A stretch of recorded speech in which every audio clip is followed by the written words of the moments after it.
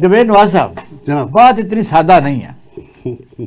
Election fair and free تو بہت دور کی بات ہے. اس سے پہلے جو پاکستان میں ہوا، ایک پارٹی کے لیڈر کو جیل میں ڈال دیا گیا، ان کے کینڈیڈیٹ بھاگ گئے، پھر لوگوں نے نشان بھی ایسے توہین آمیز دیے، اس کو بھی چھوڑ دیتے ہیں. حکومت بن گئی، آرام سے کرتے رہتے. پھر 26ویں ترمیم، پیکا، ٹویٹر، اس کے بعد آپ لگا لیں کہ سلو یعنی نیٹ کرنے کے بعد پھر صبر نہیں آیا. پھر انہوں نے کہا بھائی سپریم کورٹ پر جو 26ویں ترمیم کے خلاف ایک اپلیکیشن مختلف لوگوں نے دی ہے کہ وہ بنے گا جی فل بینچ. انہوں نے فون کہا یہ بھی بنا لیتے ہیں، اس میں کون سی بات ہے. انہوں نے جج بھرتی کر لیے، ہر ہائی کورٹ بھر دیے. سندھ میں تو 12 ججز جو ہیں ان کا تو بیک گراؤنڈ آپ پتہ کر سکتے ہیں کہ کس کا ماما ہے، کس کا چاچا ہے. یہ عدلیہ کو کون سی اس طرح کر کے ہم کوئی بہتر رزلٹ لے سکتے ہیں، ذرا بتائیے. اقبال شاہ صاحب، یہ ہماری تاریخی طور پہ بدنصیبی ہے کہ ہم نے ہمیشہ حقائق کو چھپایا اور کسی نہ کسی ادارے کے پیچھے چھپنے کی کوشش کی. مجھے یاد ہے کہ پاکستان بننے کے تقریباً بعد ہم نے پاکستان کی قومی اسمبلی کو ڈیزالو کرنے کا قانون جو تھا اس کو تحفظ دینے کے لیے ہم چیف جسٹس کے پاس چلے گئے. مسلسل ایسا ہوتا رہا کہ عدلیہ نے پاکستان کے عوام کے ساتھ، میں لفظ استعمال کروں گا، غداری کی. کیونکہ دستور کے ساتھ دستور کے خلاف بات کرنا اور وہ بات حقائق جو ہیں ان کو تسلیم نہ کرنا کسی بھی ملک کی آئین کے ساتھ غداری ہوتی ہے. اصل مسئلہ کب شروع ہوا؟ اصل مسئلہ 43 میں شروع ہوا، جب قائد اعظم محمد علی جناح نے یہ کہا کہ پاکستان میں عوام کی حکومت ہوگی. عوام کی حکومت سے مراد ان کی یہ تھی کہ آپ کا جو جمہوری نظام ہے، جو جمہوری تماشا ہے، یہ وہاں نہیں ہوگا. وہاں پہ سیاسی پارٹیاں یہ کھیل نہیں کھیلیں گی، وہاں پہ عوام حکومت ہوگی. ہم نے پاکستان میں عوام کی حکومت قائم نہیں ہونے دی. آپ نے پوچھا کہ اس گرداب سے کیسے نکلیں گے؟ اس کو نکلنے کا صرف ایک طریقہ ہے کہ موجودہ اور سابق سیاستدان جو ہیں ان سے خدا حافظ کہا جائے.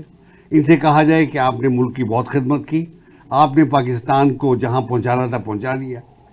میں آپ کو معلوم ہے کہ مجلس میں رہتا ہوں، ہمارے سامنے چھوٹے چھوٹے ممالک بڑی بڑی مملکتیں بن گئے. سنگاپور کل آزاد ہوا تھا، آج وہ دنیا کا ایک ترقی یافتہ ملک ہے. عمان جہاں میں رہتا ہوں وہاں اسکول نہیں تھا، آج وہاں پہ مسقط شہر میں 13 یونیورسٹیاں ہیں. لوگوں کو طبی امداد ملتی ہے، لوگوں کو تعلیم ملتی ہے.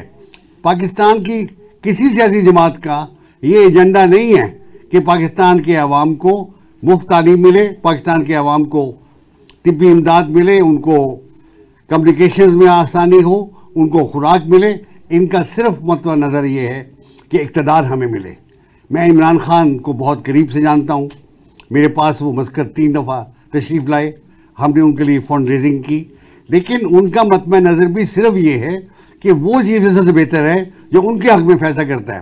ثاقب نثار سے برا چیف جسٹس پاکستان کی تاریخ نے نہیں پیدا کیا، لیکن وہ ان کا چہیتا چیف جسٹس تھا.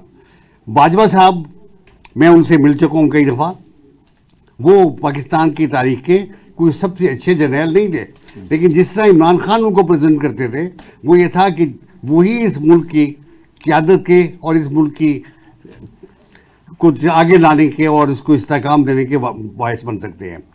خدا را پاکستان کے عوام پہ رحم کیجئے، پاکستان کے آئین کو اس کی اصلی حالت میں واپس لائیے.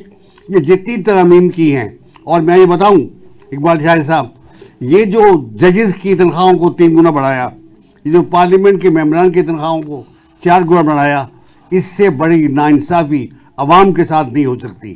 میری مطالبہ ہے نواز شریف صاحب سے، جو مسلم لیگ کے قائد ہیں، کہ وہ اپنی پارٹی سے کہیں کہ عقل کے ناخن لیں اور یہ ترامیم کر کے جنہوں نے ججز کو برائب کیا ہے، پارلیمنٹ کے ممبران کو برائب کیا ہے، اس برائبری کو ختم کریں. پاکستان کے عوام اس بات کے متحمل نہیں ہو سکتے. آپ بھی بڑے سادہ ہیں، آپ کی بات ایک محب وطن کے طور پر میں سن سکتا ہوں. بینیفیشری جو ہے آپ کو پتہ ہونا چاہیے کہ پاکستان جو نیشنل پے اسکیل ہیں وہ تب ہر جگہ اپلائی ہوتے ہیں، لاہور میں سیشن جج کے پاس 2007 میں سنی گاڑی ہوتی تھی، اگلا شیشہ ٹوٹا ہوتا تھا، کسی ایڈیشنل سیشن جج کے پاس گاڑی نہیں تھی. اس وقت 21واں گریڈ ایڈیشنل سیشن جج کا ہے، سینئر سول جج سے لے کے سول جج کے پاس گاڑیاں ہیں، اور جو ہائی کورٹ کے جج ان کے پاس بڑی گاڑیاں ہیں، سیشن جج کے پاس بہت بڑی گاڑیاں ہیں. تو ان کے گھر، ان کا علیحدہ جو جوڈیشل کمپلیکس آپ دیکھ کر آ رہے ہو، جو وہاں ملازم کام کرتے ہیں کارپوریشن کے، صفائی خاک ہونی ہے، وہ تو سارا کیپچر کیا ہوا ہے. تو آپ ان کو کس طرح نصیحت کر سکتے ہیں؟ جی اقبال شاہ صاحب، میں آپ کو بتاؤں، ایک زمانہ تھا کہ جھنڈے والی گاڑی پاس سے گزرتی تھی، ہم احترام سے کھڑے ہو جاتے تھے. ایک زمانہ تھا کہ سبز پلیٹ کی گاڑی چلتی تھی، ہم احترام کرتے تھے. میں بتاتا ہوں کہ آج ہمارے دل میں سب سے زیادہ نفرت اس وقت آتی ہے جب ایک سبز پلیٹ والی گاڑی تیز رفتاری سے ہماری گاڑیوں کو کراس کرتی ہے. ہمارے پیسے کو یہ حکومت یا یہ حکمران اور یہ سرمایہ دار طبقہ پاکستان کے غریب عوام کا خون چوس کے یہ گاڑیاں خرید رہے ہیں. ابھی ٹیکسیشن ڈپارٹمنٹ نے 1100 گاڑیاں خریدی ہیں. صرف 1170 ہے، زیادہ نہیں ہے. دیکھیے، ایک گاڑی جب آپ خریدتے ہیں تو اس پر ایک ڈرائیور ہوتا ہے، اس کے لیے پورے سال کا پیٹرول ہوتا ہے، اس کو 12 دفعہ سروس کرانی پڑتی ہے. جب اس کے ملٹیپل اخراجات آپ جمع کرتے ہیں تو وہ لاکھوں میں چلے جاتے ہیں. وہ کیا کریں؟ وہ کہتے ہیں کہ ہم آپ کو ٹارگٹ پورا کر کے دیں گے. ٹارگٹ پورا نہیں ہوا، آپ کو پتہ ہے. لیکن وجہ یہ ہے کہ جو گاڑیاں ہیں وہ اس لیے گاڑیاں دی گئی. اچھا، میں آپ سے سوال کرتا ہوں کہ گاڑیاں دے دی ہیں، لوگوں کو جتنا ٹیکس لگا اس سے زیادہ کیسے وہ وصول کریں گے؟ ان کے مکان کے اندر گھس جائیں گے، کیا کریں گے؟ پاکستان کا پورا ٹیکسیشن کا نظام فراڈ ہے. کون ٹیکس دیتا ہے؟ سینٹنس کلوز ہو گیا. سیلری ڈیمانڈ، سیلری صاحب آگے بڑھیں.